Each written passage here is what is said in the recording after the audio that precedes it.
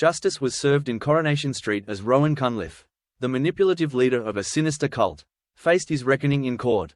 Amy Barlow and Leanne Battersby finally had their day as Rowan was found guilty of his crimes, bringing an end to months of deception and pain.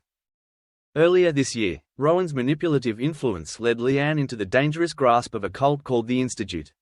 What initially seemed like a harmless organization soon turned her life upside down, ruining her finances and causing chaos in her relationships.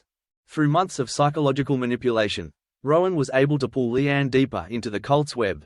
He eventually ensnared Amy Barlow, convincing her to invest her inheritance into a new resource center that he promised would benefit both women. It wasn't long before Amy realized the true nature of the venture. The resource center turned out to be nothing more than an elaborate scam, and Amy was left devastated when she lost everything she had invested. After seeing the Institute for what it truly was, Leanne vowed to bring Rowan to justice, determined not to let him get away with ruining her life and betraying Amy. She made it her mission to hold him accountable for the pain and destruction he caused. The courtroom scenes in tonight's episode were intense. As both Leanne and Amy took the stand, they bravely recounted the horrors they had endured at Rowan's hands, enduring harsh questioning from the defense team in an attempt to discredit their testimonies. The defense tried to turn the tables by suggesting that Leanne was the mastermind behind the scheme, not Rowan. However, Leanne remained firm in her defense, asserting that Rowan was the true villain who had manipulated her and Amy.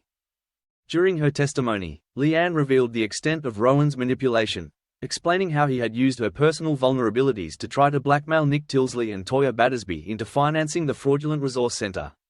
She also expressed how she had originally joined the Institute in search of self-improvement.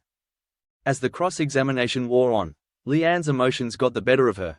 In a moment of raw frustration, she erupted on the stand, telling Rowan how he had taken everything from her, her money, her relationships, and her peace of mind.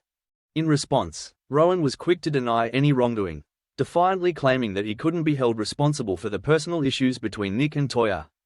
His attempt to deflect blame did little to sway the jury.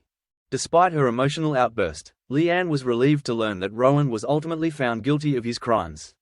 With the verdict, Amy received a portion of her lost funds back, offering her a sense of justice after the traumatic experience.